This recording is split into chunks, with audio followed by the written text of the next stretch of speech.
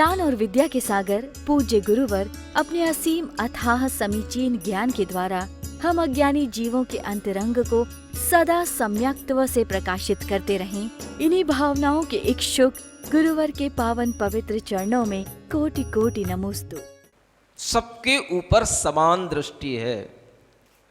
आयु कर्म की दृष्टि सबके ऊपर बिल्कुल समान है, इसलिए उसका एक नाम है साम्य।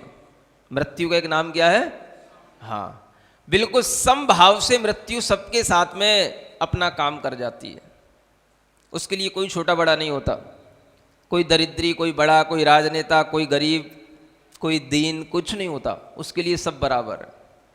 जो उसके सामने आएगा या जो उसके लिए चपेट में आता जाएगा उसका नंबर आता जाएगा, उसका काम पूरा होता चला जाएगा। तो आप देखो, जब सबके लिए समान दृष्टि से सब कुछ हो रहा है तो हमें भी अपनी दृष्टि में उस मृत्यु के प्रति समभाव रखना है। इस असरण भावना से क्या सीखना? मृत्यु के प्रति समभाव रखो। समभाव रखने का मतलब लाखों वर्षों तक जीऊं या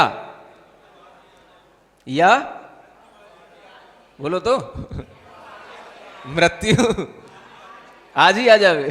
तैयार हो? बिल्कुल डर नहीं लग रहा? पूछो इन बूढ़े लोगों से, पूछ लो। सब कुछ पता है लेकिन फिर भी आज आ जाए? नहीं महाराज, आज नहीं। हाँ ठीक है, भावना कर रहा हूं, आज तो भावना कर रहा हूं, लेकिन आज ही नहीं आ जाए। कितनी बड़ी बात है।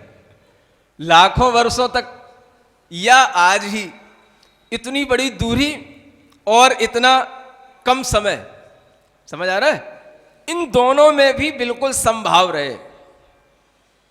चाहे लाख वर्ष की उम्र मिले तो भी ठीक है, और आज ही मृत्यु हो जाए तो भी ठीक है। इतना समभाव अगर आया तो मृत्यु एक बार हो तो जाएगी, लेकिन उससे आपका कुछ बिगड़ेगा नहीं। बिगड़ेगा किसका? उस मृत्यु का ही सब कुछ बिगड़ जाएगा। वो यमराज ही आपका पिंड छोड़ देगा, वही अपनी सामर्थ्य को कम कर देगा, फिर वो बार बार आपको परेशान नहीं करेगा।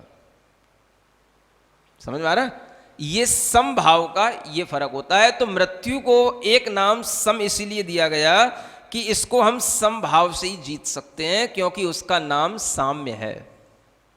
समझ में आया? इसलिए आचार्य कहते हैं कि जब हमारे लिए किसी भी प्रकार की कोई औषधि, कोई भी सेना, कोई भी राजा, कोई भी उसको हमें बचाने वाला नहीं है उससे, तो हमें अशरण भावना भाने में कभी भी अपने मन को रोकना नहीं चाहिए। मन में असरण भावना हमेशा भाते रहना चाहिए। असरण भावना से तो डर नहीं लग रहा?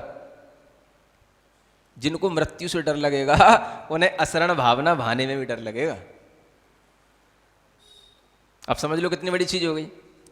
सत्य को भी हम छोड़ने की कोशिश में रहते हैं, भुलावे में डालने की कोशिश में रहते हैं। सत्य को हम स्वीकार करना कहां चाहते हैं?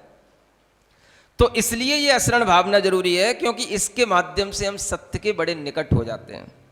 हाँ, जब इस तरह से पराक्रम दिखाने वाला यह आयु कर्म हमारे सामने आ जाता है तो आचार्य कहते हैं आप इससे क्षुभित न हो, इससे पीड़ित न हो, आप समभाव रखें और इसकी यथार्थता को जान करके अपने मन को घबराने से रोकें। जन्म भी निश्चित है और मृत्यु भी निश्चित है। समझ में आ रहा है? इसीलिए ये दो लाइनें भी आप ध्यान में रख सकते हो। जन्म सुनिश्चित, मरण सुनिश्चित, कर्मों का फल मिलना निश्चित।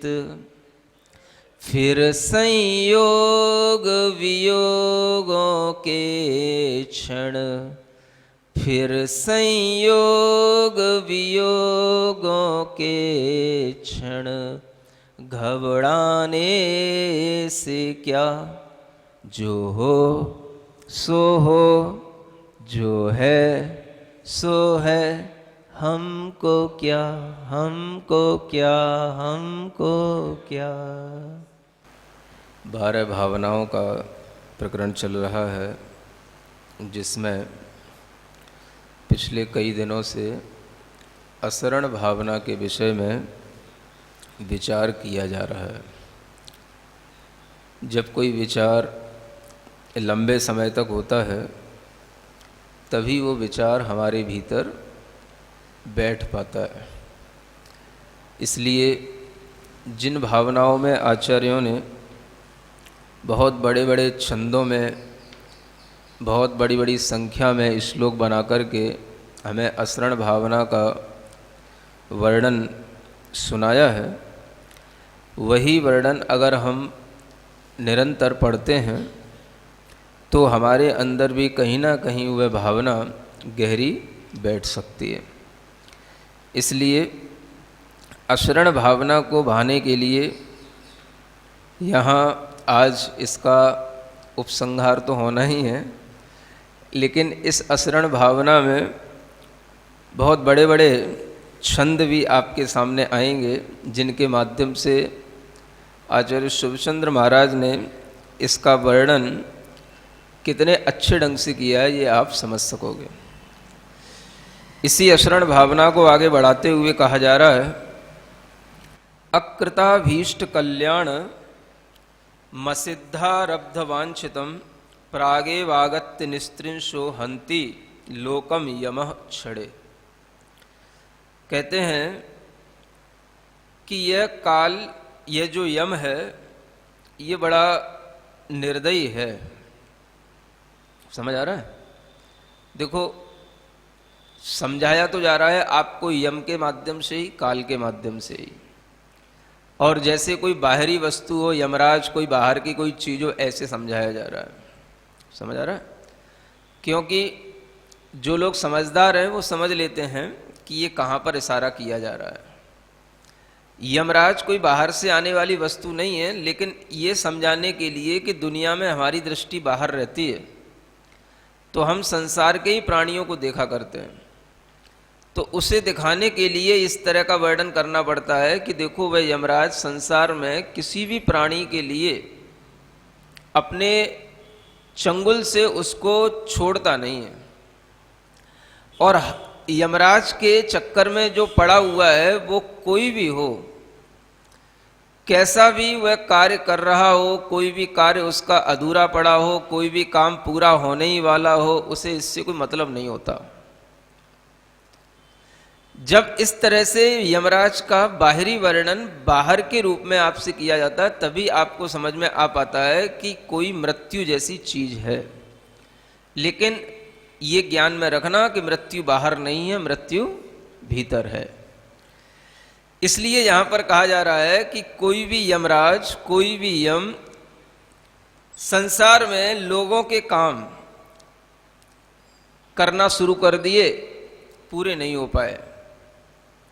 मनोवांछित कार्य कर रहे थे, भले ही बहुत अच्छे अच्छे कल्याण रूप कार्य कर रहे थे, लेकिन प्रारंभ तो कर दिए, लेकिन कुछ अधूरे रह गए और बीच में यम का आना हो गया, मृत्यु बीच में आ गई। तो आचार्य कहते हैं कि वह आपके जो काम है, जहां हैं, जैसे हैं, जितने हैं, उतने ही पड़े रह जाएंगे, कोई बचाने वाला नहीं है। मतलब कि कोई उस मृत्यु के आगे प्रार्थना करे, घिघियाए, घिघियाना बोलते हो कि घिघियाए, या कोई भी तरीके की मृत्यु के आगे अपनी दीनता व्यक्त करे, तो भी वह मृत्यु कभी भी किसी के लिए एक सेकंड, तो बहुत बड़ी बात है, सेकंड का असंख्यातवां हिस्सा भी अपने पैर पीछे नहीं हटाती मृत्यु। समझ आ रहा है? आपके काम पड़े हैं तो पड़े ही रह जाएंगे। कितने लोग ऐसे होते हैं जो बड़े बड़े प्रोजेक्ट शुरू कर देते हैं और उनके सब प्रोजेक्ट ज्यों के त्यों रखे रह जाते हैं, और वह प्रोजेक्टों में चाहे पूरे ही होने वाले हों या बिल्कुल ही अधूरे हों, उन्हें लग रहा हो कि 1 साल बाद हम इसको पूरा कर लेंगे, 4 महीने बाद पूरा कर लेंगे, 2 महीने बाद पूरा हो जाएगा, थोड़ी सी मोहलत और मिल जाए, थोड़ा सा और जी लूं। लेकिन अगर उन्हें 1 महीने पहले भी मृत्यु आनी है तो आनी ही है। समझ में आ रहा है? सब छूट जाता है। देखते रहते हो कि नहीं? व्यापारियों के व्यापार भी रखे रह जाते हैं, आजकल तो एक बहुत बड़ी मारामारी चल रही है कोरोना के कारण से, कि जिन लोगों से अपने संबंध बना रखे हैं व्यापारिक, समझ आ रहा है, अब वो व्यापारियों को अगर कहीं कोई रोग हो जाता है और व्यापारियों की अकस्मात मृत्यु हो रही है, तो उसमें उनके साथ में जो पैसा फंसा होता है वो पैसा भी बड़ी मुश्किल से वो जो है निकल पाता है, या यूं कहो डूब भी जाता है। ये हर जगह चल रहा है। आपके लिए तो किसी भी तरह से वह पैसा मिले या ना मिले बात ठीक है, लेकिन आपको ये तो सोचना है कि देखो वो भी तो जीने की इच्छा तो कर ही रहा था, उसके पास भी कईयों का पैसा था, आपके पास भी कईयों का पैसा होगा, लेकिन वह सब हिसाब किताब पूरा कर भी नहीं पाता और वह निपट जाता है। समझ आ रहा है? उसके भी तो अरमान होते होंगे, लेकिन मृत्यु किसी के लिए देखती ही नहीं है कि किसी के बच्चे छोटे हैं, कि किसी का काम अधूरा पड़ा है, कि किसी का प्रोजेक्ट अभी पूरा होने वाला है, कि किसी के लिए 1 दिन बाकी है कि 2 दिन बाकी है, कोई मतलब ही नहीं है। आप अपना काम करो, वो अपना काम कर रहे हैं। समझ आ रहा है? अब आप देख लो कि आप अपना काम करते हुए भी उसका थोड़ा सा भी ध्यान रखने की भावना रखते हो कि नहीं रखते हो? उस मृत्यु का कोई ध्यान रहता है कि नहीं रहता है? फिर भी आदमी अपने काम में इतना मशगूल रहता है कि अगर वह कभी भी इस प्रकार की असरण भावना नहीं भाता है तो वह अपना पूरा जीवन अपने ही कामों में चुका देता है। इसलिए बार बार कहना पड़ रहा है, आचार्य कहते हैं कि अपने बुद्धि को थोड़ा सा ठिकाने पर लाने के लिए इस तरह से असरण भावना का चिंतन करो। जब ये चिंतन होगा तभी हमारे अंदर ज्ञान आएगा। अगर हम इस तरह का चिंतन नहीं करते हैं तो इसे बोलते हैं जीवों का अज्ञान। और आगे कहा जा रहा है, एक स्रग्धरा नाम का छंद होता है, बड़ा छंद होता है।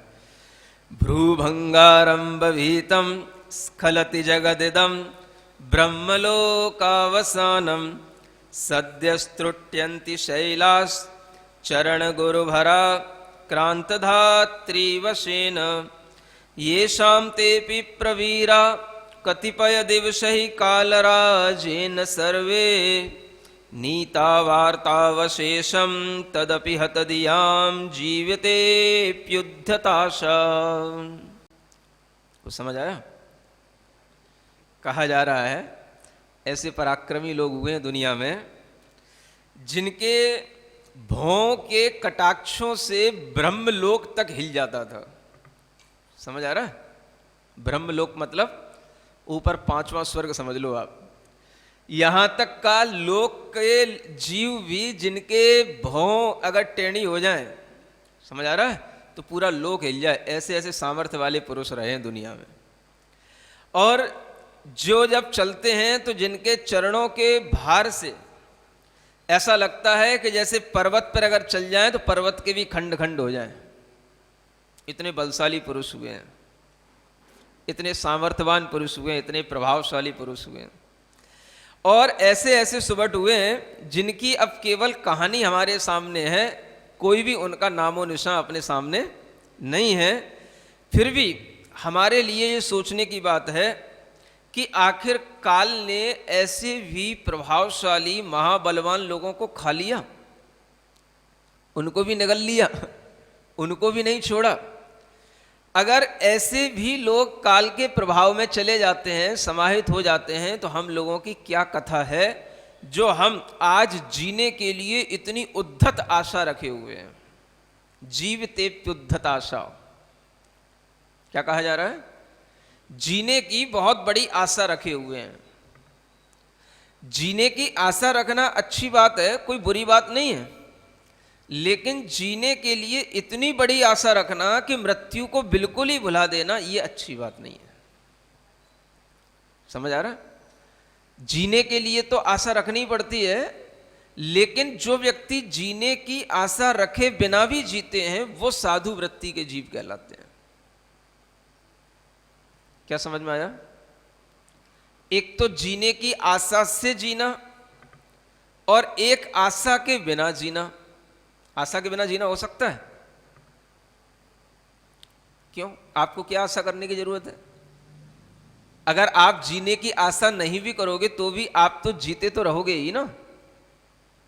क्या दिक्कत हो जाएगी जीने में?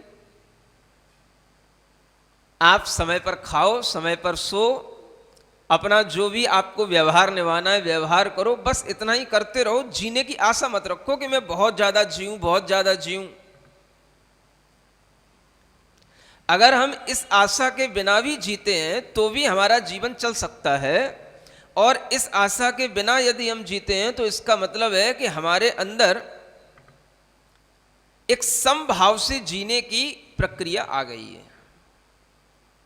हम जी इसलिए रहे हैं क्योंकि हमें आयु कर्म मिला है, हमें इसलिए जीना है क्योंकि हमारे सामने जीवन जीने के लिए श्वासें मिली हैं, शरीर मिला है, इसलिए जी रहे हैं। लेकिन जीने की आशा 60 वर्ष में नहीं, 80 वर्ष में नहीं, मुझे तो 140 वर्ष में मरना है। क्या समझ आ रहा है? 100 वर्ष तो बहुत कम है, 120 वर्ष हमारे पूरे होने चाहिए, हमें भी रिकॉर्ड बनाना है। ऐसी कोई आशा रहती कि नहीं रहती? 80 के हो गए, अभी 10 साल और जी जाएंगे तो ये काम भी देख लूंगा, ये भी पूरा हो जाएगा, ये भी पूरा हो जाएगा, 90 तक पूरा हो जाए तो चलेगा। अगर किसी ज्योतिषी ने बता दिया कि आपकी उम्र 81 वर्ष की है, अरे तू कुछ और ले ले, कुछ और कर दे, उम्र थोड़ी सी, हाँ 81 की 90 कर दे, इसको बोलते हैं जीने की आशा। समझ आ रहा है? अगर आपको अपने बारे में कुछ ज्ञान है कि हमारा जीवन कितना है, उम्र कितनी है, तो आप उतने में संतुष्ट रहो और उसने में ही अपने को अच्छा बनाने की कोशिश करो। और ये हो सके तो ये भी करने की कोशिश करो कि अगर आपको मालूम है, और आज ये बहुत अच्छे ढंग से मालूम पड़ सकता है, कोई बड़ी बात नहीं है, सबको अपनी डेट ऑफ बर्थ मालूम रहती है, सबको अपना डेट और बर्थ का टाइम भी मालूम रहता है, और उसके ही अनुसार आपके मोबाइलों में सब नेटों पर जो है ज्योतिषियों के माध्यम से कुंडली बन करके आ जाती है। उसमें आपकी आयु भी निकल करके आ जाएगी। अपनी अपनी आयु तो पता करके रखो। क्या समझ आ रहा है? जितनी है उतने में संतुष्ट रहो, और जितनी आयु आपको समझ में आ रही है उतनी आयु के 2 वर्ष पहले अपनी तैयारी कुछ अच्छी शुरू कर दो कि अब हमें किसी भी प्रकार का किसी से कोई मोह भाव, परिग्रह भाव नहीं रखना। क्या समझ आ रहा है? कम से कम 2 वर्ष पहले से तैयारी शुरू करो। आचार्यों ने तो 12-12 वर्ष पहले की तैयारी लिखी है। सामान्य से कम इतना तो हम सोच ही सकते हैं, अगर हमारी उम्र 80 वर्ष की है तो हम कम से कम 2 वर्ष पहले तो सचेत हो जाएं। परिवार के लोगों से मोह का त्याग करें, अपने परिग्रह को कम से कम अपने पास में रखें। जो भी अपने नाम पर बड़ी बड़ी प्रॉपर्टी हैं, बड़े बड़े बंगले हैं, मकान हैं, कहीं पर भी अपना कोई भी बैंक बैलेंस है, उसे हम किसी ना किसी के हैंड ओवर करें जो अपने घर में दूसरे लोग हैं। जैसे राजा लोग होते हैं अपना राजपाट दूसरे को दे करके जाते हैं, ऐसे अपना बैंक बैलेंस दूसरे के हाथ में दे करके जाएं, दूसरे के नाम प्रॉपर्टी करके जाएं। समझ आ रहा है? अपने पास उतना रखो जितना अपने लिए बस 2 वर्ष में अब काम चल जाएगा।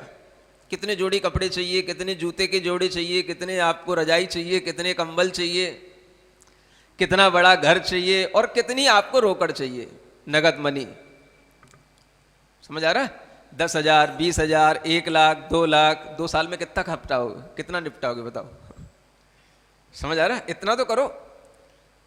देखो कितना अच्छा तरीका बता रहा हूं आपको मृत्यु से सामना करने का और समभाव से जीने का।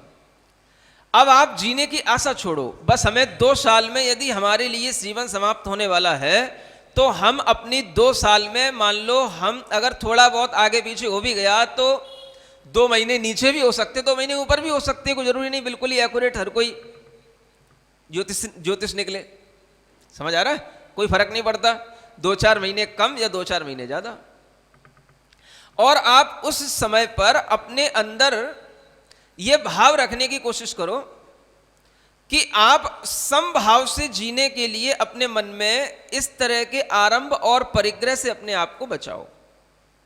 समझ आ रहा है? अगर आपकी बुद्धि में कोई अच्छी बात आ जाए तो ये भी सोच सकते हो कोई ऐसा जगह मिल जाए जहां पर आप अपने घर को छोड़कर के किसी आश्रम में, जहां पर कि बड़े बूढ़ों की सेवा भी होती हो और वहां पर कोई आपका ध्यान भी रखता हो, ऐसी जगह भी कुछ होती हैं जहां पर जाकर के आप अपना अंत समय व्यतीत कर सकते हो। समझ में आ रहा है? ढूंढोगे तो सब मिलेगा, पूछोगे तो सब बताया जाएगा। बिना पूछे मैं क्यों बताऊं? जिसको जरूरत हो मुझसे पूछने आना, मैं बताऊंगा। अगर आपको अपना अंत समय सुधारना हो तो आपके लिए सब तरीके की व्यवस्थाएं जो बनी हुई हैं उनमें भी लगाया जा सकता है, और अगर ऐसे लोगों की डिमांड आए तो नई व्यवस्थाएं भी बनाई जा सकती हैं। समझ में आ रहा है? इतना हमें अपना व्यामोह छोड़ना चाहिए कि अगर हमारी मृत्यु का समय निकट है तो हमें 2-4 साल पहले से ही अपना मन बना करके, अपने मोह को कम करके, घर से दूर जाकर के हमें अपना अंतिम समाधि मरण करने का भाव करना चाहिए। सही तरीका तो ये है। और आज के समय में भी आप एक ऐसा कर सकते हो, ऐसे जगह जगह पर स्थान बने हुए हैं, साधुओं की संगति भी मिल सकती है आपको, आर्यिकाओं की संगति भी मिल सकती है आपको, बशर्ते कि आप पहले से इस तरीके की प्लानिंग कर रहे हो तो। समझ आ रहा है? और जब आप बिल्कुल ही आईसीयू में भर्ती हो चुके हो और उसके बाद में डॉक्टर ने आपको बिल्कुल बाहर ही निकाल दिया हो और अब आपके लिए कोई चारा नहीं बचा हो, तब आपको फिर रखना कहीं पर भी मुश्किल होगा। समझ आ रहा है? पहले से इंतजाम करो, पहले से अपना टाइम, अपना जीवन कुछ दो, पहले से अपना जीवन तो समर्पित करो, तब तो कोई तुम्हारे लिए कुछ करेगा। बिल्कुल अंत टाइम पर वेंटिलेटर पर आकर के महाराज के सामने खड़े हो जाओगे, अब लेटे दिखाई दोगे और तुम्हारी जगह जगह पर इंजेक्शन और वो ड्रिप लगी हुई होंगी और सब जगह तुम्हारी ऑक्सीजन मुंह में पहुंचे, तो अब महाराज क्या करेंगे? तो जो होना है सो होना ही है? आप अपने मन में कुछ तो त्याग, कुछ तो बलिदान की भावना करो कि अगर हमने अपना पूरा जीवन जिया है तो 2-4 साल अब हम साधुओं को समर्पित करें अपना जीवन। अगर आप ऐसा कर सके तो ही आपका समाधि मरण अच्छा हो सकता है। समझ आ रहा है? तो हर व्यक्ति को अपने मन में इस तरह से एक जीवन की जो आशा है उसे समाप्त करने के लिए इतना तो तरीका अपनाना चाहिए। जब तक जीवन है जी रहे हैं। आशा का मतलब क्या? थोड़ा सा और, थोड़ा सा और, थोड़ा सा और, इसका नाम है आशा। अब उसमें थोड़ा सा और तो होता ही नहीं है, वो तो जब जो होना है वो तो पूरा होना ही है। तो उस आशा को शांत करने के लिए अब ये निश्चित हो गया है कि अब हमारी मृत्यु बिल्कुल निकट है, या 2 साल 1 साल ही हमारे जीवन को बचा है, ऐसा भी आपको पता पड़ सकता है। उसके बावजूद अगर आपका व्यामोह कम ना हो तो आचार्य कहते हैं अब आपकी बुद्धि जो है किसी ने हर ली है। मतलब आपकी बुद्धि आपके पास में नहीं है, आपकी बुद्धि को किसी ने चुरा लिया है। वो कौन सा चोर है वो आप जानो। समझ आ रहा है? या यूं कहना चाहिए, यहां तो सीधा सीधा कहा जा रहा है हत धिया, आपकी बुद्धि हत हो गई है, माने नष्ट हो गई है, अब आप में बुद्धि बची नहीं है। सुन रहे हो शास्त्र स्वाध्याय करने वाले लोगों? अपनी बुद्धि को इतनी जागृत रखो कि हमें आचार्यों की दृष्टि में नष्ट बुद्धि वाला या विक्षिप्त बुद्धि वाला या मूर्ख बुद्धि वाला सुनने में न आए। इस टाइटल से हम अपने आप को बचा पाए, है ना? तब ये कोई स्वाध्याय का, असरण भावना भाने का कोई फल होता है। आगे देखो, शार्दुल विक्रीडित छंद आ रहा है। रुद्राशा गज देव दैत्य खचर ग्राह ग्रह व्यंतरा दिक्पाला प्रतिशत्रवो हरिवला व्यालेन्द्र चक्रेश्वरा ये चान्ये मरुदर्यमादि बलिनः संभूय सर्वे स्वयं नारब्धम यमकिंकरैः क्षणमपि त्रातुं क्षमा देहिनम्। और बड़े बड़े छंदों में इस काल की महत्ता को बताया जा रहा है कि इसने कितने बड़े बड़े काम किए हैं, इसलिए यहाँ पर आचार्यों को बड़े बड़े छंद बनाने पड़ते हैं। समझ आ रहा है? इस यमराज के, इस काल के, इस मृत्यु के कितने बड़े बड़े काम हैं कि बड़े बड़े रुद्र हुए हैं, दिग्गज देव हुए हैं, दैत्य हुए हैं, विद्याधर हुए हैं, जल देवता हुए हैं, ग्रह हुए हैं, व्यंतर हुए हैं, दिक्पाल हुए हैं, नारायण हैं, प्रति नारायण हैं, बलभद्र हैं, धरणेन्द्र हैं, चक्रवर्ती हैं, वायु कुमार देव हैं, सूर्य आदि बलिष्ठ देव हैं, ये सब भी देहधारी हैं। क्या है ये? हाँ, जो भी जीवन किसी का अगर चलेगा संसार में तो शरीर के साथ ही चलेगा। ये सब भी शरीर को धारण करते हैं और ये सब एकत्र भी हो जाएं, इकट्ठे हो जाएं, ये अपनी पूरी यूनिटी बना लें। जितने भी बड़े बड़े शक्तिशाली लोग हैं, धुरंधर, समझ आ रहा है, दुनिया को हिलाने वाले, ये सब इकट्ठे हो जाएं तो भी इस काल की एक कला भी पीछे नहीं कर सकते। समझ आ रहा है? ये सब भी उस काल के किंकर हैं, यानी उस काल के द्वारा अगर पकड़ लिए गए तो एक क्षण भी अपनी रक्षा करने में समर्थ नहीं है और ये किसी की भी रक्षा करने में समर्थ नहीं है। सुनने में आ रहा है? इसको बोलते हैं काल की महाबलवत्ता। इस काल का यह इतना बल है कि इसने संसार के देव हों, विद्याधर हों, मनुष्य हों, चक्रवर्ती हों, किसी को भी छोड़ा नहीं। केवल नाम शेष रह जाता है और कुछ भी शेष नहीं बचता। काम शेष भी कितना सा कोई याद रखता है? कितने लोगों का कोई काम याद रखता है? कोई ऐसा कोई काम हो जाए कि जो कोई बहुत बड़ा कहीं किसी इतिहास की पुस्तकों में दर्ज हो जाए तो बात अलग है। समझ आ रहा है? अन्यथा कोई भी इतिहास हो, उस इतिहास को भी हमेशा कोई याद नहीं रखता है। अपने अपने समय में अगर कोई इतिहास बन भी जाता है, बाद में लोग पढ़ भी लेते हैं तो सिर्फ इसलिए पढ़ लेते हैं कि हमें कोर्स में है, पढ़ना है, पास होना है, इसलिए पढ़ लिया, उन्हें उससे ज्यादा कोई पता नहीं होता है। वास्तव में जो फीलिंग आती है किसी ऐतिहासिक व्यक्ति की, वो तभी आती है जब उस व्यक्ति के अंदर भी वैसा ही कोई गुण हो या वैसी कोई उसके अंदर भावना रही हो जिसके माध्यम से उसने उस व्यक्ति से कभी अपना, भले ही साक्षात दर्शन ना किया हो, लेकिन किसी ना किसी रूप में अपना परिचय उपलब्ध किया हो। समझ आ रहा है? मान लो आज बड़े बड़े कवि हुए हैं पहले, है ना, जिनकी आज भी हम हिंदी के पाठों में जिनकी कविताएं, जिनके निबंध आज भी पढ़ा करते हैं। मैथिली शरण गुप्त, समझ आ रहा है, प्रेमचंद कहानियां के मामले में फेमस हुए हैं। समझ आ रहा है, रामधारी सिंह दिनकर, सुमित्रा नंदन पंत, ये सब पढ़े ना सबने। अब इनके बारे में भी आज के अगर किसी व्यक्ति को पढ़ने को मिलता है तो इन्हें उनके प्रति कोई वैसी संवेदना पैदा नहीं होती जैसी पहले के लोगों में हुआ करती थी। जो कहानी में, काव्य में अपनी दिलचस्पी रखते हैं, उन्हीं को उनसे संवेदना हो सकती, हर किसी को नहीं हो सकती। समझ आ रहा है? आज का बच्चा तो एक भी नाम नहीं गिना सकता। मैंने आपको 5 नाम गिना दिए कम से कम। समझ आ रहा है? कभी पढ़े होंगे 25 साल पहले। तो आज का बच्चा तो आपको एक भी कवियत्री का या एक भी कवि का नाम नहीं सुना सकता। एक महादेवी वर्मा हुई समझ आ रहा है ना? हाँ, मतलब ऐसे जाने पहचाने। अब उस समय के कवियों के नाम, उनकी कविताएं, उनके निबंध, मतलब इतने अच्छे उस समय पर लोगों को लगते थे कि आज भी उनके नाम याद लोग रखते हैं। लेकिन आप लोग कितने नाम याद रखते हैं बताओ? हैं? कोई बहुत कुछ साहित्य में रुचि रखने वाले कोई 2, 4, 10 लोग होते हैं, वो ही बस उनसे मतलब रखते हैं। अन्यथा इतिहास में भले ही नाम दर्ज रहे, कौन किसको जानता है? कितने लोग जानते हैं हजारी प्रसाद द्विवेदी को, कि रामधारी सिंह दिनकर को, महादेवी वर्मा को? कितने लोग जानते हैं? कौन उनकी कविता पढ़ने में इंटरेस्ट रखता है? बस वो तो, उन्हें तो आज के नए नए शायर चाहिए। पुराने कवि और पुरानी कविताओं से कोई लेना देना आज को रहा ही नहीं है।